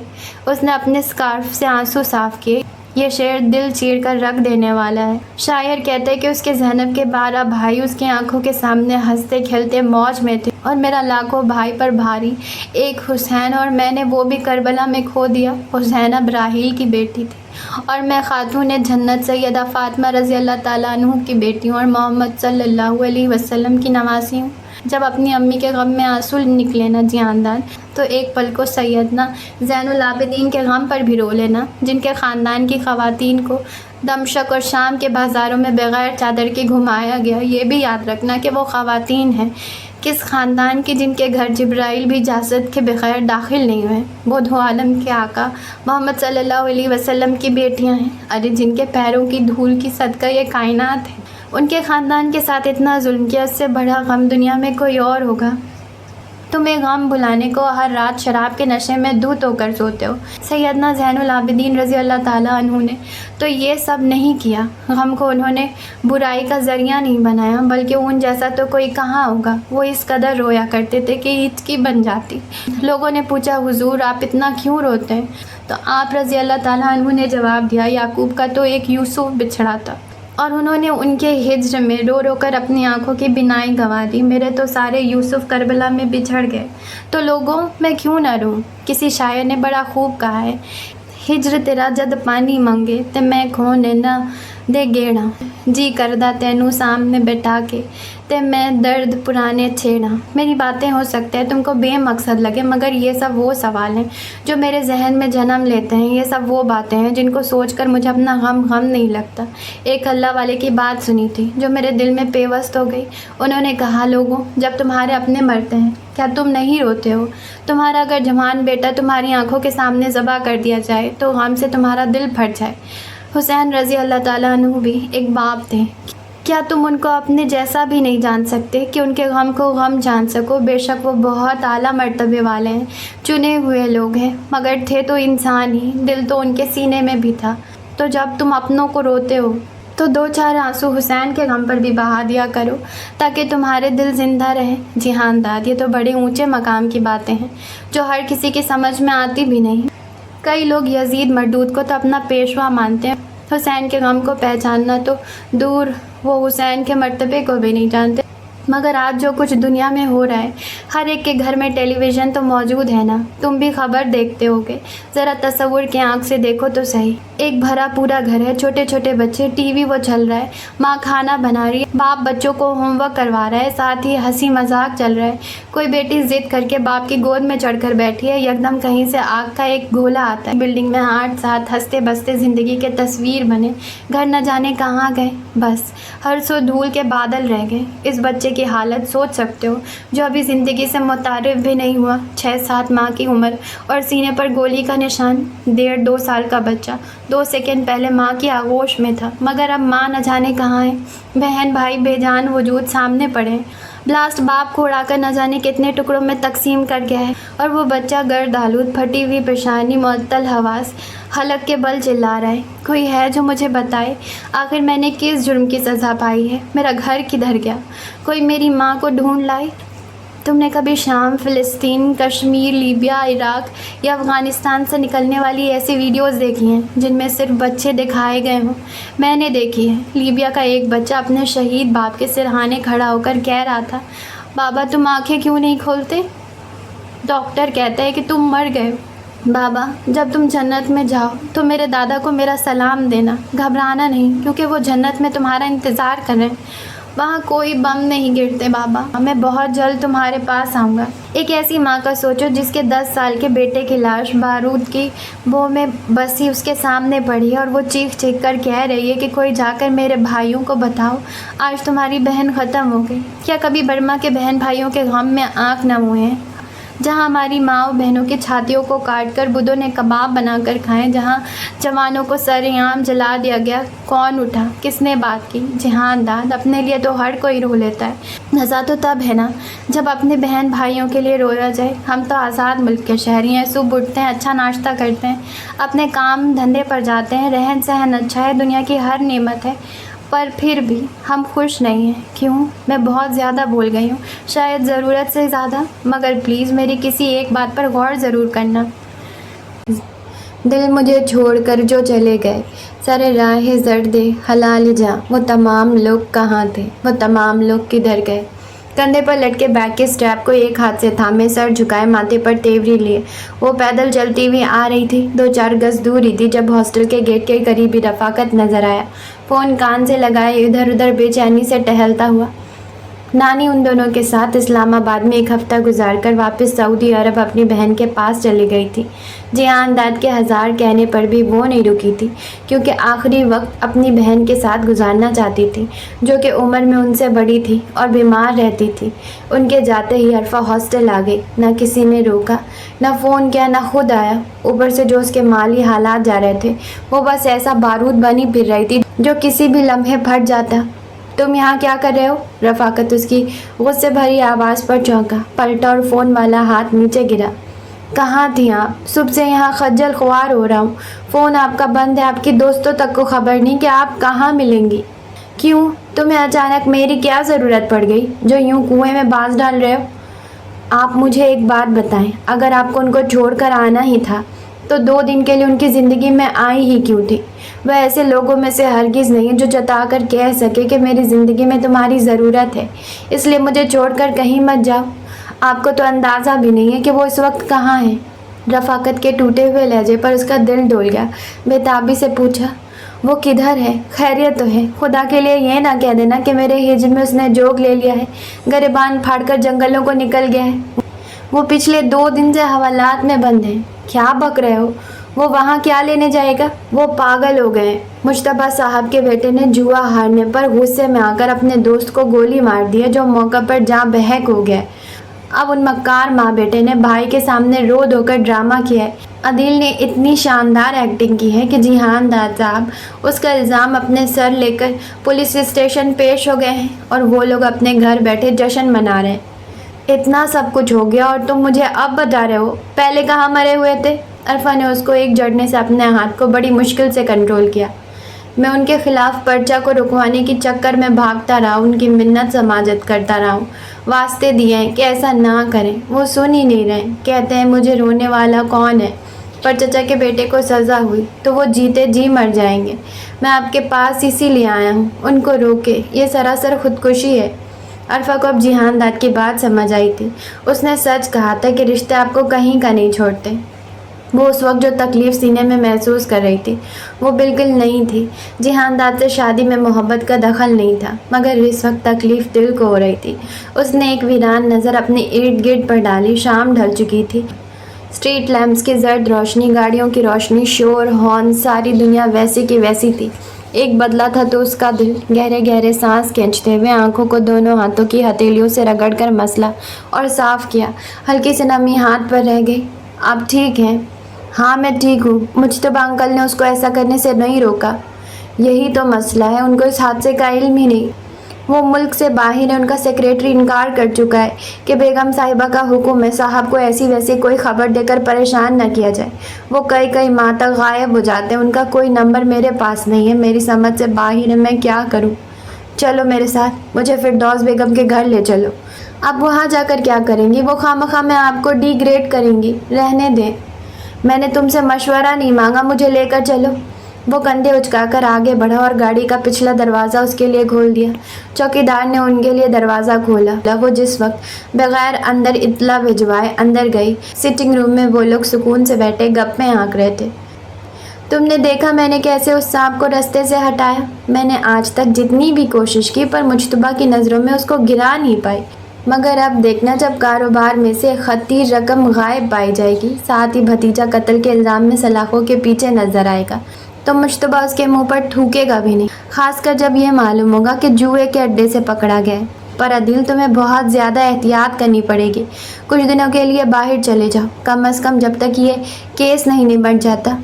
پیچھے میں مخالف پارٹی کو اتنا پیسہ دوں گی کہ ان کے ساتھ پشتوں نے نہ دیکھا ہوگا، صرف اس لیے کہ وہ اچھا مہنگا وکیل کر کے اس لڑکے کو کم از کم عمر قید تو دلوا ہی دیں. کمرے میں ثانیہ کے علاوہ تینوں لوگ موجود تھے. ایک صوفے پر فردوس اور بیٹا، جبکہ دوسرے پر ان کی چھوٹی بیٹی تھی. لاپرواہی سے چیگم چبا رہی تھی. فردوس بیگم کے چہرے پر بڑی فتح مند مسکراہٹ تھی جو عرفہ کا دل جلا کر راکھ کر گئی. بہت خوب میڈم جی، بہت خوب. وہ دونوں ہاتھوں سے تالی بجاتی ہوئی اندر آئی. دنیا کی کوئی 10 چڑیلیں مری ہوں گی تو ایک تم پیدا ہوئی ہوگی. دنیا میں تو ایسی سازشیں کر کے اپنی مراد پا لوگے. کبھی سوچا ہے کل کو اللہ کے سامنے کیا کرو گے؟ ایک یتیم بچے پر کبھی رحم نہ آیا، اور وہ دیکھو تمہارے بیٹے کو بچانے کے لیے اپنا آپ پیش کر رہا ہے. تم اس کے اس دل کا کوئی مول ڈھونڈ سکتی ہو، مگر میں اس کو ایسا کرنے نہیں دوں گی. تمہاری ساری باتیں میں نے اپنے فون میں ریکارڈ کر لی ہیں. پولیس کو تو علم ہونا ہی ہے. تمہارے شوہر کو بھی تمہارا اصل دیکھنے کو ملے گا. ویسے یقین نہیں آتا کہ تم لوگ مجتبیٰ سر کے گھر والے ہو. اولاد بھی ساری تم پر ہی گئی ہے، ورنہ مجتبیٰ سر تو بڑے سلجھے شفیق اور ہمدرد دل انسان ہیں. تم جیسے شفاق دل لوگ ان سے میچ نہیں کھاتے. وہ چلتی ہوئی ان کے سر پر آ کھڑی ہوئی تھی، مگر وہ بھول گئی تھی کہ سامنے والی کیا ہے. فردوس بیگم تیر کی طرح اپنی جگہ سے اٹھی اور اس سے پہلے کہ عرفہ کچھ سمجھ پاتی وہ اس کا چہرہ تھپڑوں سے لال کر گئی. تم 2 ٹکے کا گندا خون میرے ہی گھر میں کھڑی ہو کر مجھے ہی بھاشن دے رہی ہو. تم پر تو پہلے ہی مجھے بڑا غصہ تھا. تمہاری بوٹی بوٹی کر کے کتوں کو کھلاؤں گی. وہ اس کے بالوں کا ہاتھ میں جکڑے پھنکار رہی تھی، جبکہ ان کے ساتھ کھڑا عادل خباثت سے مسکرایا. ممی، ویسے گھر آئی نعمت کو یوں نہیں ٹھکراتے، خاص کر جب وہ آئی بھی خود اپنے پیروں پر چل کر ہو. بیچاری کا شوہر تو پہلے بھی منہ نہیں لگاتا تھا، اب تو ویسے بھی وہ گیا. یہ اپنی پہاڑ سی جوانی کیسے گزارے گی؟ پر فکر نہ کرو سو کال بھابھی جی، میں ہوں نا. چلو جہان داد سا نیک دل خوش شکل نہ سہی، پر ہوں تو مرد ہی. کیا خیال ہے؟ وہ بےودگی سے کہہ لگاتا اس کی جانب بڑھا ہی تھا جب ایک دم سے پیچھے سے لگنے والی کک کی وجہ سے منہ کے بل عرفہ کے سامنے گرا. عرفہ کے بال ابھی بھی فردوس کے ہاتھ میں تھے، مگر جہان داد کو وہاں دیکھ کر ہی اس کے چھکے چھوٹ گئے. اس پر اس کا جنونی انداز، وہ آنکھوں میں خون لیے لب بھیجے بڑھی ہوئی داڑھی، بالوں میں آج نہ کوئی پونی تھی نہ ہی ہیئر کیچر. عدیل کو روئی کی طرح اچھالتا یہاں سے وہاں پھینک رہا تھا، لگاتار اس کے جبڑے پر مکے مار مار کر اس کا چہرہ گیند جیسا بنا دیا. کمرے میں فردوس اور اس کی بیٹی کی چیخیں گونج رہی تھی جو سننے والے بہت تھے، مگر مدد کو آنے والے کوئی نہیں تھا. عدیل کے منہ اور ناک سے خون نکل رہا تھا. بے غیرت کتے، تجھے اپنا بھائی سمجھتا رہا، تیرے لیے اپنی جان تک دینے پر تیار تھا، اور تو کیا نکلا؟ گند کا ڈھیر. میری ہی عزت پر گندی نظر ڈال رہا ہے. میں تیری آنکھیں نہ نوچ لوں. ایک زور کی کک اس کے پیٹ پر ماری جس پر عدیل کا وجود تکلیف سے تڑپ گیا۔ اس کو گریبان سے پکڑ کر اونچا کرتے ہوئے اس کے چہرے کے سامنے اپنا چہرہ رکھ کر بڑے مضبوط اور تحمل بھرے لہجے میں بول رہا تھا، کیا سمجھ کر تو نے میری بیوی کے ساتھ یہ ساری بکواس کی ہے؟ جہاں تک وار میری ذات پر ہوتا رہا میں خاموشی سے سہ گیا، مگر کوئی میرے سے وابستہ رشتے کو میلی آنکھ سے دیکھے گا بھی تو میں اسے زندہ نہیں چھوڑوں گا۔ میں پوری نیک نیتی سے تیری ماں کو تیرے غم سے بچانے کے لیے گیا تھا، پر اللہ کا قانون دیکھو کہ وہ ظالموں کی رسی دراز ضرور کرتا ہے مگر صرف ایک مدت کے لیے، پھر ہمیں اپنے کیے کی سزا بھگتنی ہی پڑتی ہے۔ اس کو چھوڑ کر پیچھے کو گراتے ہوئے وہ شوق کھڑی فردوس کی جانب مڑا جو بیٹی سے لپٹی کھڑی تھی، چہرے پر خوف تھا۔ بہت مبارک ہو چچی، پولیس کے ہاتھ واقعے کی CCTV فوٹیج لگ گئی ہے جس میں آپ کا ہونہار ثبوت دوسرے عام آدمی پر اپنا پسٹل تان کر کھڑا سارا میگزین خالی کر رہا ہے۔ انہیں وہ پسٹل بھی مل گئی ہے جو یہ اپنی بدحواسی میں وہی عمارت کے باہر پھینک آیا تھا، اس کا لائسنس بھی اسی کے نام پر ہے۔ آج آپ کا سینہ واقعی فخر سے اونچا ہونا چاہیے، آپ کے بیٹے نے آپ سے بھی زیادہ ترقی کی ہے۔ آپ لوگوں کی چمڑی ادھیڑتی اور جلاتی ہیں وہ سیدھا بندے بھونتا ہے، پھر بھی جو کچھ آپ نے میرے ساتھ کیا میں نے آپ کو معاف کیا، پر جو آپ نے میری بیوی کے ساتھ کیا ہے اس کو معاف نہیں کیا بلکہ آپ کے بیٹے سے بدلہ لے لیا ہے۔ میں اتنا کم ظرف بھی نہیں ہوں کہ آپ پر ہاتھ اٹھاتا۔ اللہ حافظ۔ اس نے چپ چاپ کھڑی عرفہ کا ہاتھ نرمی سے اپنی گرفت میں لیا اور وہاں سے نکلتا چلا گیا۔ گاڑی کے قریب رفاقت کو موٹی سی گالی دے کر ڈانٹا، تم نے اسے اکیلے اندر کیوں جانے دیا؟ خود ساتھ جاتے ہوئے موت پڑتی تھی۔ رفاقت نے ایک نظر غصے سے بھرے ہوئے جہان داد کو دیکھا، پھر عرفہ پر نظر ڈالی تو اپنی غلطی کا اندازہ ہوا۔ وہ سر جھکائے کانپ رہی تھی۔ جہان داد نے اس کے دونوں ہاتھ پکڑے، دھیرے سے اس کے بالوں کی بکھری لٹوں کو ترتیب دیا، سر تھوڑا سا اونچا کر کے آنکھوں میں جھانکتے ہوئے پوچھا، زیادہ چوٹ تو نہیں آئی؟ اس کو چوٹ واقعی نہیں آئی تھی، اس لیے نفی کر دی۔ تم کیا سوچ کر یہ سب کرنے چلے تھے؟ کیا اس آدمی کا تم پر مجھ سے زیادہ حق ہے؟ میرا سارا سامان تمہارے گھر پڑا ہوا ہے، پورا مہینہ ہو گیا اس عورت نے میرا بینک اکاؤنٹ فریز کروا دیا ہے۔ کوئی 10 جگہ انٹرویو دے کر اپنی قابلیت کی بنا پر نوکری سے لگتی ہوں، مگر اس عورت نے ہر جگہ فون کر کر کے مجھے کام سے نکلوایا ہے، اور اس سب میں قصور تمہارا ہے۔ تمہارا فرض بنتا ہے کہ میری خبر رکھتے، تم میرا واحد رشتہ ہو۔ میں نے ہر رات انتظار کیا کہ تم آؤ گے، پر تم نہیں آئے۔ اس نے بھیگی آنکھوں کے ساتھ عرفہ کے گالوں پر بوسہ دیا، پھر اپنے آپ میں چھپا لیا، میں بہت برا ہوں، مجھے معاف کر دو۔ فردوس کے وجود میں حرکت پیدا ہوئی، وحشت زدہ تاثرات کے ساتھ عدیل پر جھکی وہ بری طرح کرہا رہا تھا، ممی خدا کے لیے مجھے بچا لے، میں جیل نہیں جانا چاہتا۔ اللہ کا واسطہ ممی مجھے کہیں چھپا دے، جیسے ہمیشہ مجھے میرے کوتاہیوں پر بچاتی رہی ہیں، آج بھی بچا لے ممی، آپ کا بیٹا مرنا نہیں چاہتا۔ تانیہ زاروں قطار ہو رہی تھی۔ ثانیہ جو کہ کہیں گئی ہوئی تھی تبھی اندر آئی، مگر اس کے پیچھے پولیس والے بھی تھے۔ ممی، آپ نے آج اپنے بیٹے کو بھی اپنی ہاتھوں دفن کر دیا، کسی کی نفرت میں ہمیں ہی سارے نقصان پہنچا دیے۔ ثانیہ کی بھرائی ہوئی آواز میں لگنے والے الزام پر فردوس بیگم نے کانپ کر بیٹی کی طرف دیکھا۔ یہ کیا بول رہی ہو ثانی؟ دیکھ نہیں رہی ہو بھائی کی حالت؟ جاؤ جلدی ڈاکٹر کو فون کرو، اپنے پاپا کو فون کرو، اس کو بولو جہاں بھی ہے جلدی آئے۔ دیکھو تو اس جہان داد نے میرے چاند کی کیا حالت کر دی ہے۔ مگر اس کی ساری دعائی کی پرواہ کیے بغیر پولیس والے عدیل کو اٹھا کر لے گئے۔ فردوس روتی رہی، منتیں کرتی رہی، پر سنوائی نہ ہوئی۔ ثانیہ نے موبائل ماں کے جانب بڑھایا، ممی لے بات کریں، لائن پر پاپا ہیں۔ ہاں دو تو میں اس کو بتاؤں ہمارے ساتھ کیا ظلم ہو گیا ہے، اور وہ نہ جانے دنیا کے کس کونے میں بیٹھا ہوا ہے۔ ہیلو مجتبیٰ، پولیس ہمارے بیٹے کو پکڑ کر لے گئی ہے، پلیز کسی طرح اس کو بچاؤ، تم فوراً واپس آ جاؤ۔ تم نہیں جانتے جہان داد نے اس کو ٹریپ کیا ہوا ہے، ابھی اس کو بہت مار کر گیا ہے۔ کم از کم آج تو سچ بول دو فردوس، آج تمہارے پاس بچا ہی کیا ہے؟ مجتبیٰ کی بکھری ہوئی آواز پر وہ دھک رہ گئی۔ کیا کہہ رہے ہو مجتبیٰ؟ میں ہار گیا فردوس، تم اور تمہاری نفرت جیت گئی ہے۔ تم نے آج تک اپنے بیٹے کے ہر نادانی ہر غلطی پر پردہ ڈالا ہے، اس کو کبھی یہ احساس نہیں دلوایا کہ وہ کن غلط راہوں کا مسافر بن رہا ہے۔ تمہیں تو اپنے بیٹے پر بڑا فخر تھا نا، تو آج رو کیوں رہی ہو؟ اور پلیز جہان داد کے بارے میں آج کے بعد زہر اگلنا بند کر دو، ورنہ میں اس بڑھاپے میں تمہیں آزاد کر دوں گا۔ تمہارے اکاؤنٹ میں اندھا پیسہ ہے، کرو وکیل، لڑو اپنے بیٹے کا کیس۔ میں اپنی بیٹیوں کو اپنے پاس کینیڈا بلوا رہا ہوں، تو ماں بیٹے نے جو کچھ بویا کاٹنا ہم سب کو پڑ رہا ہے۔ ساتھ ہی لائن بے جان ہو گئی۔ فردوس بیگم جن کو آج تک نہ کوئی ہرا پایا نہ ہی بال بیکا کر سکا، وہ کسی بے جان وجود کی طرح ایک طرف کو لڑک گئی۔ کھیل ختم ہو چکا تھا۔ دوسری بار بھی ہوتی تو تم ہی سے ہوتی، میں جو بالفرض محبت کو دوبارہ کرتا۔ وہ گاڑی کے پچھلے دروازے سے نکلا، فون کان سے لگا ہوا تھا۔ دوسرے دروازے سے ثانیہ برآمد ہوئی۔ دونوں نے آنکھوں پر کالی اینک لگا رکھی تھی۔ دونوں کا رخ اندر کی جانب تھا۔ ثانیہ کچن کی جانب بڑھ گئی، جبکہ وہ فون پر کسی سے بات کرتا سیدھا اپنے کمرے میں گیا۔ کمرہ خالی تھا۔ انہی پیروں پر واپس آیا، ہال بھی خالی۔ اس نے تھوڑی دیر بعد کال کرنے کا بول کر فون بند کر دیا اور وہیں ہال میں کھڑے ہو کر اونچی آواز میں پکارا، مائی سریا، تمہاری بیوی کدھر ہے؟ مائی سریا سے پہلے ثانیہ کچن سے ایک ٹرے سمیت برآمد ہوئی۔ رخ سیڑھیوں کی جانب تھا، مگر ایک پل کو اس کے قریب رکی۔ آپ کی بیگم صاحبہ چھت پر پائی جا رہی ہیں۔ تمہیں کیسے پتا؟ وہ آگے کو بڑھتی ہوئی بولی۔ کیونکہ میرے فون پر میسج آیا تھا کہ ثانی ڈیئر جب گھر آؤ کچن سے گاجر کا حلوہ اور دودھ کا ایک گلاس چھت پر لیتی آنا۔ جہان داد نے ماتھا مسلتے ہوئے سر نفی میں ہلایا۔ دوسرے پل لمبے لمبے ڈگ بھرتا ثانیہ کو پیچھے چھوڑ کر ایک بار میں دو تین سیڑھیاں پھلانگتا ہوا اوپر آیا۔ سردیوں کی دھوپ میں کچے پیلے رنگ کا گرم سوٹ، پیروں میں انگوٹھے والی چپل جو صرف دھوپ میں ہی پہنی جاتی، ویسے تو پیر ٹٹرتے۔ جہان داد کا جی چاہا سر پیٹ لے۔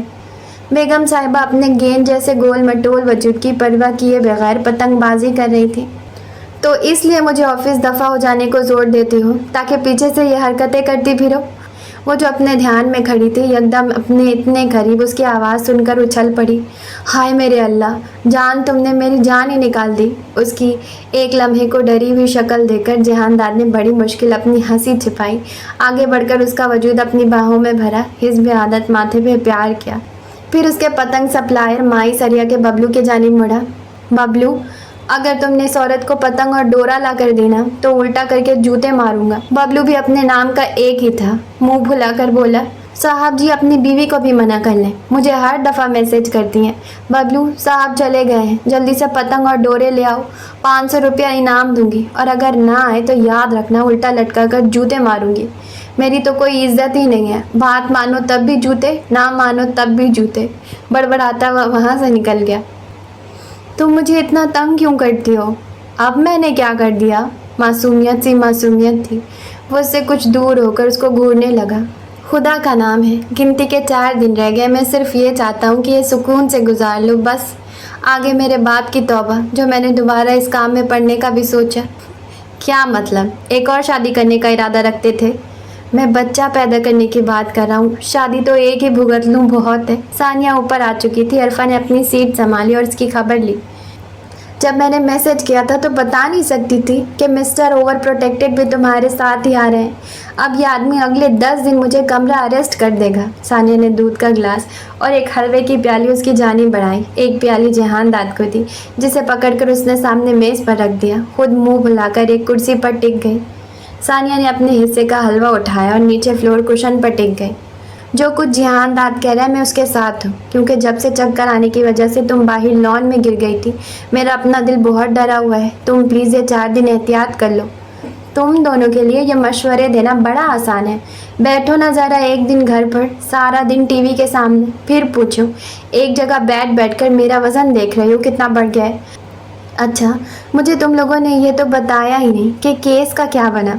ثانیہ حلوہ کھاتے ہوئے بتانے لگی، کچھ خاص نہیں، اگلی پیشی پڑی ہے، مخالف پارٹی 3 کروڑ قصاص پر ماننے کو تیار ہوئی ہے۔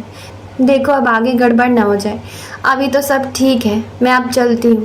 کہاں چلتی ہوں؟ میں نے موویز منگوائی ہیں، وہ کون میرے ساتھ دیکھے گا؟ یہ ہے نا تمہارا لٹو میاں، یہ دیکھے گا۔ اصل میں رک تو جاتی، پر تانیہ کا کل پیپر ہے اور کل امی کی ڈاکٹر کے ساتھ اپوائنٹمنٹ ہے، تو سوچ رہی ہوں آج نرس کے ساتھ مل کر ان کو بات دلوا دوں۔ ہفتے میں 2 دفعہ بات نہ دوں تو ان میں سے اسمیل آنے لگتی ہے۔ انہوں نے کون سا خود سے ہاتھ پیر بھی ہلا لینے ہوتے ہیں۔ اچھا چلو کوئی نہیں، میں بھی کسی دن چکر لگاؤں گی۔ اوکے، اللہ حافظ۔ ثانیہ کے جانے کے بعد عرفہ نے اس کی جانب غور کیا، جو کرسی سے ٹیک لگائے دوسری کرسی پر ٹانگ پھیلائے، نیم دراز تھا، سر پیچھے کو پھینکے، آنکھوں پر چشمہ لگایا، پتہ نہیں چل رہا تھا آنکھیں موندا پڑا ہے یا کھولے۔ क्या सो गए हो? उसने नफ़ी में सर हिलाया। क्या थक गए हो? उसने फिर नफ़ी में सर हिलाया। क्या मैं बहुत ज़्यादा तंग करती हूँ? आपकी बार गर्दन अज़बात में हिली। अभी से ये हाल है तो बाद में क्या बनेगा जब तुम्हें नापियाँ बदलनी पड़ेंगी? उसने एक लम्हे को तड़प कर सर उठाया। ये काम मैं हरगिज़ नहीं करूँगा। माई सरिया किस लिए है? तब तक नानी भी आ जाएंगी। हरगिज़ भी नहीं। जितने तुम मुझ पर जुल्म कर रहे हो, 2 महीने हो गए, शॉपिंग पर भी नहीं जाने दिया। बाद में सारे बदले लूँगी। फिर तुम घर पर बच्चा संभालोगे और मैं घूमूं फिरूंगी। वो एकदम सीधा होकर बैठा। मैं पहले ही बहुत डरा हुआ हूँ, मुझे मज़ीद न डराओ। अरफा उसकी शक्ल पर हंसती चली गई। ये सब आसान नहीं था, मगर जब अदिल ने नदामत से रोते हुए उसके आगे हाथ जोड़कर माफ़ी मांगी तो जिहानदाद को अपना दिल कुशादा करना पड़ा, क्योंकि जो अपने लिए अल्लाह की बारगाह से माफ़ी के उम्मीदवार होते हैं वही दूसरों को माफ़ करने का हौसला भी रखते हैं। चची को स्ट्रोक हुआ था जिसने उन्हें बिल्कुल पैरालाइज कर दिया। उनको हाथ भी उठाने के लिए मदद दरकार होती, ज़बान भी बंद हो गई थी। बेटे के गम ने तोड़ दिया था। मुश्तबा वापस आए और सारी सूरत हाल संभाल चुके थे। सानिया की मंगनी उनके दोस्त के बेटे से हुई थी। बहुत जल्द शादी कर देने का इरादा था। जिहानदाद की कोशिशों से अदिल की रिहाई की उम्मीद तो लग गई थी, आगे जो अल्लाह को मंजूर होता। मैंने देखा सूरज मेरे दरवाजे पर खड़ा दस्तक दे रहा था। मेरे अंदर अंधेरा था और दिल की दहलीज पर रोशनी का ये बड़ा अंबार। मुझे बस इतना करना था कि हाथ बढ़ाकर दरवाज़ा खोलना था। मैंने दरवाज़ा खोला और आफताब की रोशनी से मेरे अंदर का हर तारीख गोशा रोशन हो गया। मेरा अंदर बाहिर रोशनी से नहा गया। गायनी वार्ड के एक प्राइवेट कमरे का मंजर था, जहां ताज़ा फूलों के कई गुलदस्ते खुशबू बिखेर रहे थे। बच्चे की पैदाइश पर मुबारकबाद के कार्ड खिड़की में सजे थे। कुछ बैग्स में एक नौमौलूद बच्चे के इस्तेमाल की चीज़ें थीं। अभी चंद मिनट पहले उस कमरे में आवाज़ों का शोर था।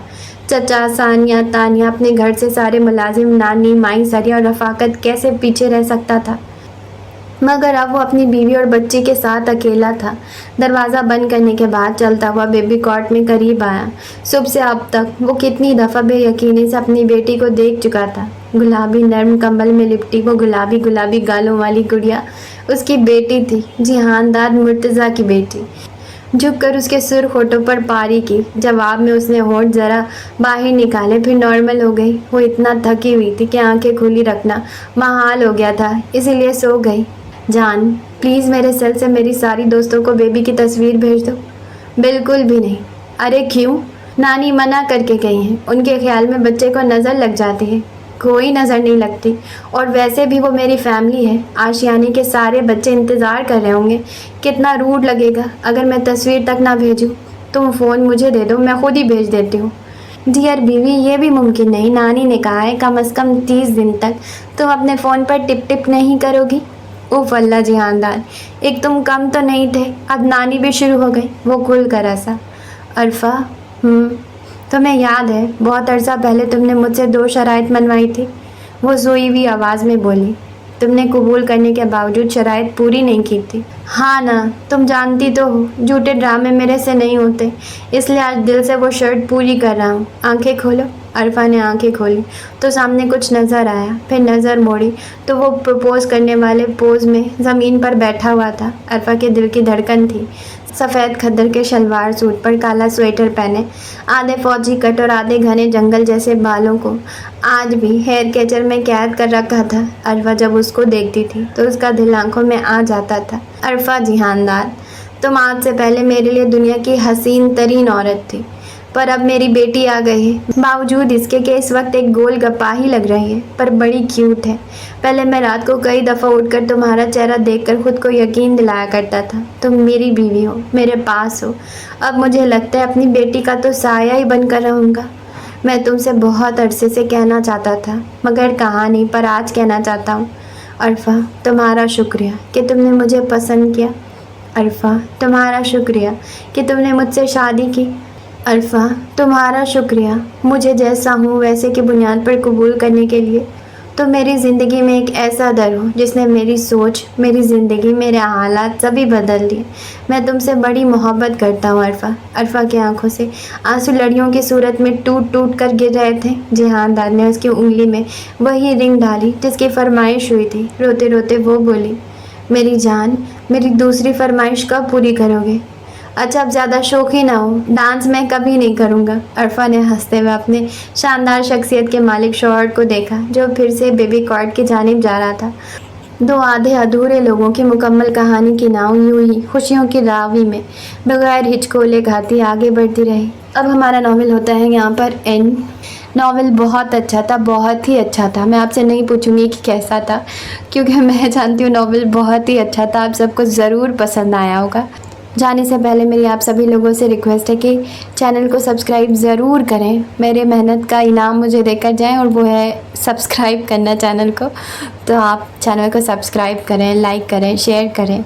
कमेंट्स में मुझे ज़रूर बताएं कि आप लोगों को अच्छा लगा ना नॉवल। हम मिलेंगे कल किसी बहुत ही अच्छे नॉवल के साथ।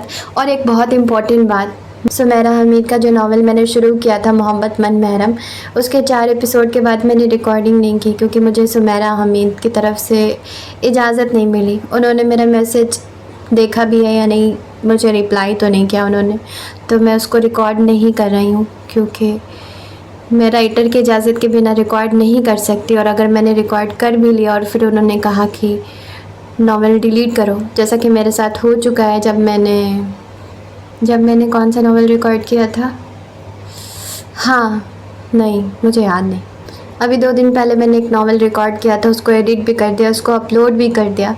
और नॉवल के राइटर का मुझे 4 दिन बाद मैसेज आया कि आप उस नॉवल को डिलीट करें।